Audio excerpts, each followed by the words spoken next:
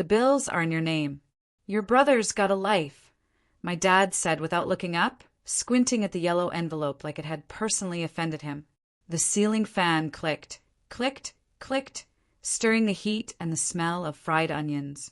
My brother lounged on the sofa, thumb tapping at his phone, a grin that wasn't for us. You have work while your brother enjoys. It's that simple. If you don't like it, get out. My mother folded a dish towel tight, the way some people fold apologies. Your father's right. Don't make trouble. Be useful for once. She glanced at me, at the sweat-dark hair curling at my temples, then sniffed the air. You still wear that perfume. I'm Marin Bishop, 27.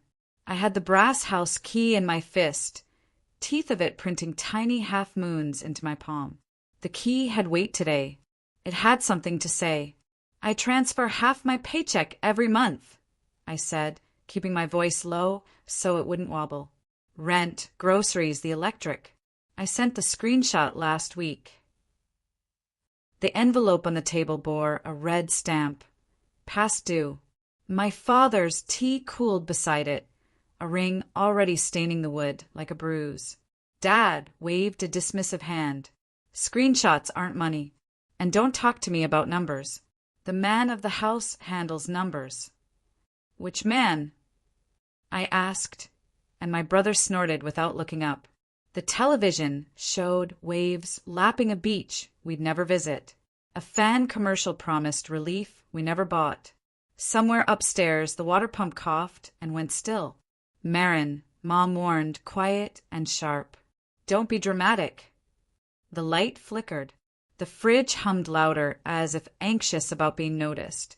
I stood straighter and watched my father finally meet my eyes, those same gray eyes I'd inherited and learned to use like careful knives. He didn't blink. How about this, he said, softer now, as if making a generous offer. You keep paying. He keeps focusing on his future. We all win. My brother, still scrolling, said, Do you know where my charger is? The words skimmed the room like a bored fly. He didn't wait for an answer.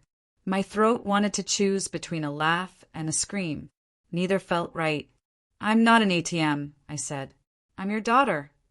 Daughters who talk back, Dad said, don't last long under my roof. The key pressed harder into my skin. I imagined it turning, not in the front door, but in a lock I hadn't found yet, one that swung open to a place where my name wasn't a running tab. The fan's chain pinged against its stem, a small metronome for a life I didn't want. Have you ever had family cross your boundaries? I asked out loud, and also to anyone who might recognize this kitchen in their bones. Let me know in the comments. Mom's shoulders tightened. Don't start your internet nonsense. My phone buzzed on the counter. Bank notification. Amount received. The rent I'd sent 2 days ago. The evidence pulsed blue on the screen and faded. My father watched me watch it. He smiled like a verdict. Something inside me settled, not with a crash, but with the sound a drawer makes when it finally slides into place. The key in my hand wasn't about the door anymore. It was about what I would no longer unlock. The door didn't slam behind me. I wanted it to, but it only sighed shut, catching on the warped frame like even the house was reluctant to let me go. Evening pressed heavy on the street, cicadas stitching the silence with static. My sandals clicked on the concrete path, and in my hand the key burned like a coal I couldn't drop yet. I walked past my brother's car, polished, spotless, bought on credit that I'd helped cover more than once. Its reflection caught me, my tired face in the darkened glass, a distorted twin I didn't recognize. A whisper slipped out before I could stop it. Enjoy your future, little prince. By the time I reached the corner, my phone buzzed. A text from Mom. Mom, don't be impulsive. We raised you better. You'll regret this. The screen glowed against my palm. I typed, erased, typed again. Finally, me. You'll regret underestimating me. No reply. Just 3 dots that appeared, pulsed, and vanished. The air smelled of gasoline and overripe figs from the neighbor's yard. A dog barked once, then fell quiet. I turned the key over in my hand, the grooves sharp against my thumb. I thought of all the times I'd slipped it into the lock after working late shifts, bringing in groceries, bills, quiet obedience. How the metal had always promised entry, but never welcome. Tonight it was different. Tonight it was the shape of leaving. Halfway down the block, headlights swept across me. My aunt's sedan rolled to a stop, window sliding down. Aunt Clara, Dad's older sister, hair piled like a gray crown, perfume trailing even into the street. Marin, why are you out here with that look? I forced a smile. Family bonding time's over. She studied me, eyes sharp as a seamstress's needle. He didn't put it on you again. Electric rent everything. He said it's my job to pay while his son enjoys. My voice cracked once, then steadied. So I left. Clara's knuckles whitened on the steering wheel. She'd been the quiet rebel of the family, the one who'd once sold her wedding china to start a business when her own husband refused to believe in her. Get in, she said. No niece of mine is sleeping under a roof she bought for someone else. I hesitated, the key digging deeper, as if reminding me this was a crossroads. The porch light flicked on behind me, Mom's silhouette in the doorway. Arms folded, her mouth a dark slash. Even from here I could imagine her words. Ungrateful. Fragile. Always making drama. Clara's voice broke through the hum of the street. Don't think. Choose. I opened the passenger door and slid in, the vinyl seat hot against my skin. The key clinked onto the console between us. Clara glanced at it, then at me. Keys can lock you in just as much as they keep others out. Remember that. As we pulled away, the house shrank in the rearview mirror until it was only a dim square of light. My phone buzzed again, Dad this time. Dad, if you walk out, don't walk back in. I typed back 3 words, each letter a small knife. Me. It's that simple. The send button glowed. My thumb pressed, and for the first time, silence felt like freedom. Aunt Clara's house smelled like old books and cedar oil, the kind of scent that clung to memory and reminded you some people kept their promises. She pushed the door open with her hip, balancing 2 grocery bags, and waved me in. Drop your sandals. Carpet's new. I obeyed, suddenly aware of the thin film of dust on my feet, of how light I felt without the weight of everyone else's demands. The living room lamp glowed soft gold, throwing shadows across the photo frames on the wall, wedding smiles, graduation gowns, and one empty hook where a picture had clearly been taken down. You'll stay here tonight, Clara said, sliding the bags onto the counter. Longer if you need. Don't argue. I set my key on the table without thinking, and the sound was sharper than it should have been, like the house itself disapproved. Clara's gaze flicked to it. That little piece of metal has owned you too long. Let it sit. I wanted to tell her about the past due notices, the way Dad's voice had carried like scripture, the silent applause Mom always gave him. Instead, I traced the edge of the table. They said if I don't like it, I can get out. So I did. Good. Clara pulled out a bottle of wine and 2 glasses. Now, let's talk about what you're going to get into instead. Her tone was brisk, but beneath it I caught the steel of someone who'd fought her own wars. She poured, slid a glass my way. The wine glimmered like blood under the lamp. Have you ever thought, she asked, leaning back in her chair, that paying their bills wasn't just about money? That it was about control? I laughed once hollow. Control is their love language. The laugh died quickly, replaced by silence thick enough to choke on. The refrigerator hummed. The clock ticked. Somewhere outside, a branch scraped against the siding like fingers desperate to get in. Clara broke the silence. Your father called me last month. Asked if I'd help with the mortgage. I told him no. I blinked. He never said. Of course not. He expected you'd carry it. Her eyes sharpened. They've built their comfort on your back.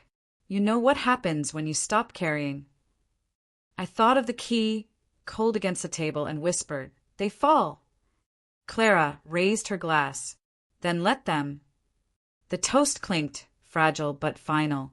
I sipped, the wine burning a path down my throat, warming something that had been frozen too long.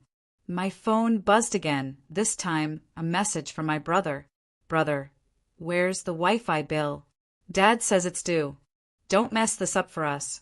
Clara leaned over, read it upside down, and chuckled darkly. "Us. That word's doing a lot of work." I typed back slowly, each word deliberate. "Me. Your comfort isn't my debt anymore." The bubbles faded, no reply. And in that silence, I realized something terrifying and beautiful. I wasn't afraid of their anger anymore, only of what I'd do with this freedom. The key on the table gleamed under the lamp, and for the first time I saw it not as a burden but as evidence. Proof I had lived there, paid there, endured there. Proof I could leave, and maybe, one day, proof they'd come crawling for. Morning came slow, with light spilling across Aunt Clara's curtains in pale ribbons. I lay awake on the sofa bed, the sheet twisted around my legs, staring at the key I'd left on the coffee table. It caught the sun, a dull glint like a tired soldier's badge. My phone buzzed again, 3 missed calls from Mom, 1 voicemail from Dad, all marked after midnight. I pressed play. His voice filled the quiet. "Marin, you made your point. Now get back here and be reasonable. Your mother can't sleep with the bills hanging over us. You know your brother has important opportunities coming. Don't ruin things out of spite." The line clicked off. No apology, just expectation wrapped in command. Clara padded into the room, robe tied, coffee steaming in her hand. "You look like you've been listening to ghosts." "Close enough," I said, showing her the missed calls. She sipped, unbothered. "Good. Let them stew. They've cooked this stew for years. You're just finally refusing to eat it." But something inside me twisted, a vine that had grown around my ribs since childhood. The guilt they planted still bore fruit. "What if they can't pay? What if you can't live?" she shot back. Her words landed like a slap of truth. Before I could answer, another text popped up, this time from my cousin Eliza, Mom's sister's daughter. She rarely messaged me. "Eliza, they're telling everyone you abandoned the family, that you ran out because you couldn't handle responsibility." My chest tightened. Betrayal whispered down family lines like a curse. I typed back, "Me. Did they mention I paid their bills for years?" A pause. Then her reply, "Eliza, no.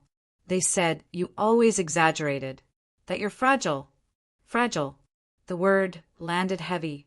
I remembered Dad sneering it years ago when I cried after working double shifts. Mom repeating it when I asked for help. Fragile, as if glass was only meant to break. Never to cut, never to shine. Clara caught my expression. "What did they say?" "That I'm fragile." Her laugh was sharp. "Good. Then remind them.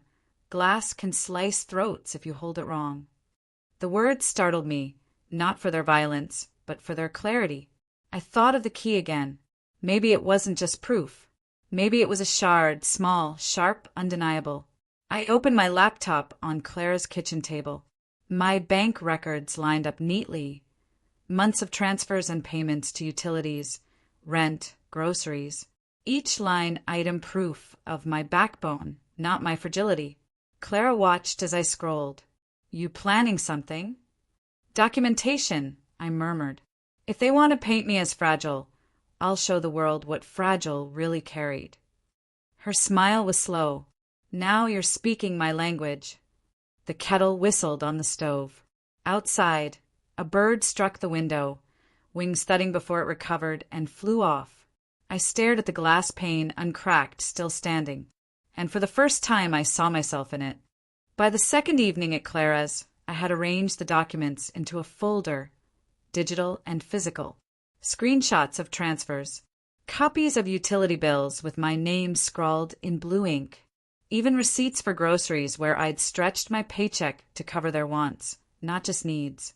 Each paper was another stone pulled from the wall they'd built on my back.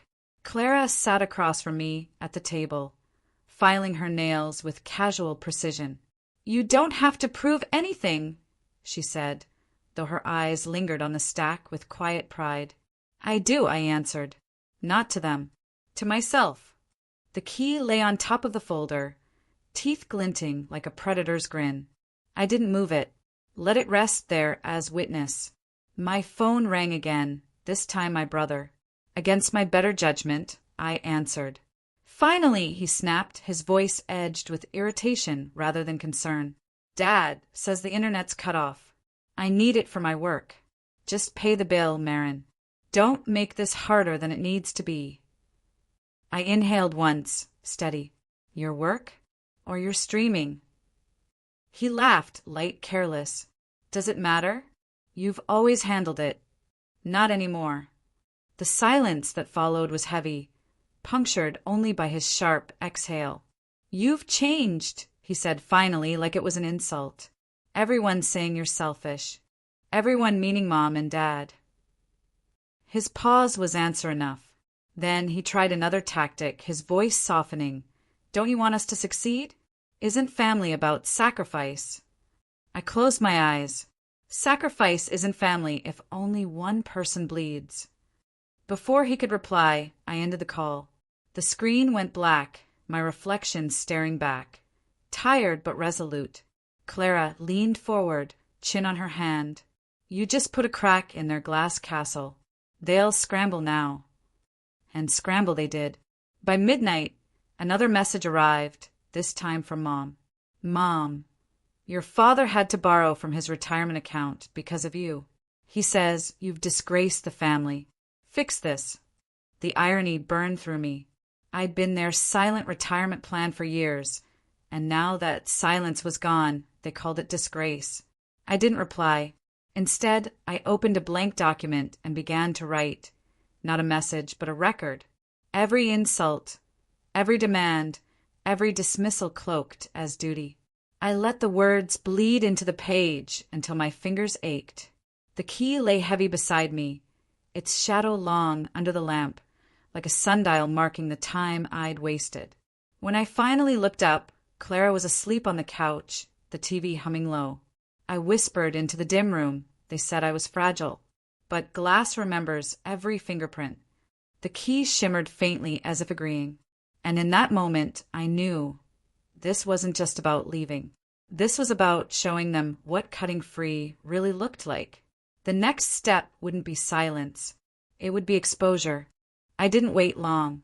By the following afternoon, I was seated in a small cafe with free Wi-Fi, the folder of evidence open on my laptop. Outside, rain glazed the windows, streaking the glass until the street looked like it was melting. Inside, the hiss of the espresso machine was steady, like applause for what I was about to do. I drafted the email carefully, subject line, family contributions, record of payments. Attached, the bank transfers, the bills, the receipts. Facts lined up like soldiers, undeniable.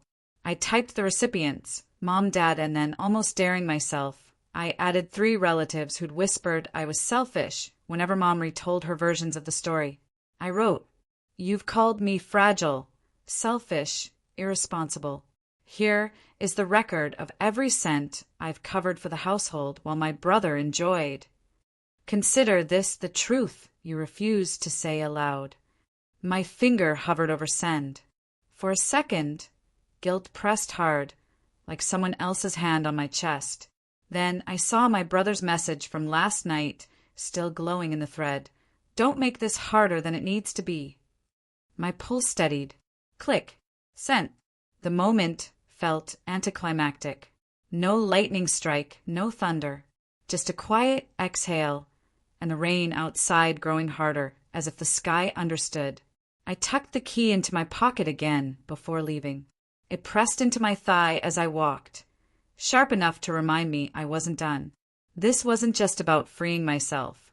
It was about holding them accountable. By evening, the replies began. Aunt Jo wrote back first. I never knew. You don't deserve this. I'm sorry. Eliza, my cousin, sent a string of question marks. And then finally, Dad. His email was short. How dare you spread our private matters? You've humiliated us. You'll regret this. I read it twice, then laughed quietly into the silence of Clara's kitchen. Humiliation. That was the wound they could never bandage. The idea that the mask slipped in front of others. Clara looked up from her crossword. They're rattled. They're cornered. My phone buzzed again, this time a voicemail. Dad's voice, low and controlled. You've burned your bridges, Marin. Don't bother coming back for holidays. This family doesn't need your drama. I replayed it once, then again, each time hearing not dismissal, but desperation. He was trying to make exile sound like choice. I glanced at the key, still warm from my pocket, and laid it flat on the counter. Its edges caught the lamplight, a faint halo around cold metal. Funny thing about bridges, I murmured, half to Clara, half to myself. When you stop carrying the weight across them, sometimes they collapse on the people who built them wrong. Outside, the rain stopped. The pavement steamed. And I felt, for the first time, that the story wasn't about them shutting me out. It was about me walking somewhere they couldn't follow. And they would feel that absence more than my presence ever cost. 2 days later, the collapse began. It started with a call from Eliza. She never phoned, not unless it was urgent. Her voice shook. Marin, your dad screaming at Uncle Joel. Something about money. Everyone's talking. They said the power got cut off this morning. I pressed the phone to my ear, silent. The key lay on the kitchen counter, its teeth catching the dawn light. I traced it with one finger, calm. Eliza hesitated. You should know. People are starting to ask questions. About why you left. About why you were paying everything. They'll find the answers, I said quietly. And they did. By noon, 3 more texts flooded in from cousins who never took my side before. Is it true you covered the mortgage? Why didn't your brother pay? Your mom said you lied, but the screenshots don't lie. The silence in my chest felt different now.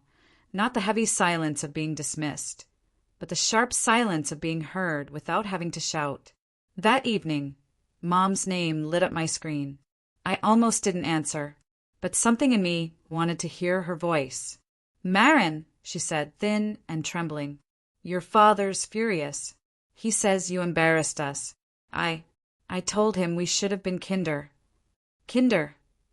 My laugh cracked like glass. You called me fragile. For years.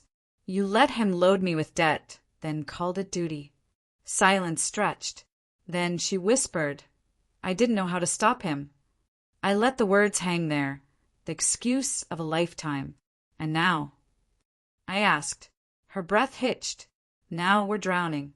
Your father took out loans. Your brother's panicking. Can't you just? No, I cut in soft but solid. I can't. I won't. For the first time, she didn't argue. Just quiet, broken breathing. Then the line went dead. I sat back, staring at the key on the counter. Once it had meant belonging. Then it meant burden. Now it looked like something else entirely, a relic of a place collapsing without me inside it. Clara entered, wiping her hands on a towel. They'll come crawling soon. Mark my words. I believed her, because glass doesn't have to shatter with a bang. It can crack slow, hairline fractures spreading until the whole window caves. Before bed, I placed the key in a small wooden box and shut it. No more on the table. No more in my pocket. Not yet thrown away, but contained. A shard sealed where it couldn't cut me daily. And as I turned off the lamp, I thought, let them scramble in the ruins. My silence is louder than their demands ever were. They came on a Sunday evening, just as the street lamps blinked awake. A knock at Clara's door, too hard, too fast. My chest tightened, but Clara's hand brushed mine before she went to answer. It was Mom and Dad, both smaller somehow. His shirt half-buttoned, her lipstick smudged like she'd rushed. Their eyes darted past Clara, landing on me where I stood in the living room. "Marin," Mom began, voice already cracking, "please. We can't keep up. The bills, the bank, we thought we could manage, but—" Dad cut her off, still trying to sound authoritative, though the cracks showed. "Just come back. Do what's right. We'll forget this stunt." The word stunt lodged in me like glass and skin. I walked to the table and lifted the wooden box, set it down slow, opened the lid. The key gleamed in the lamplight, sharper now for all its silence. "This," I said, "wasn't a stunt. It was survival, and I'm done handing it over." Mom's shoulders shook. "We raised you." "You used me," I interrupted, my voice steady. "You called me fragile, but I was the one holding this family up. You called me selfish, but you took every piece I gave until there was nothing left." Dad's eyes narrowed. "You think you're better than us now." "No," I said softly. "I think I'm free." The words settled like dust in the room. Clara stepped closer, her presence behind me firm as a wall. My parents looked at her, then back at me, realizing there was no leverage left. For a long moment, no one spoke. The only sound was the clock ticking on Clara's wall, steady as truth. Finally, Mom whispered, "So you're really leaving us?" I closed the box over the key. "You left me first when you decided my worth was only measured in dollars. I just stopped pretending otherwise." Her tears fell silent. Dad's jaw worked, but no words came. They turned slowly and walked out into the night. The door clicked shut behind them. Clara touched my arm. "That was your closure, not theirs." I nodded, though my throat ached. The box in my hand felt lighter now, the key no longer a shackle, but a symbol of everything endured and everything released. Later, I placed it in a drawer of my own desk in Clara's spare room, not to keep me tethered, but to remind me I was never fragile. I was tempered. I wrote one final line in my journal before sleeping.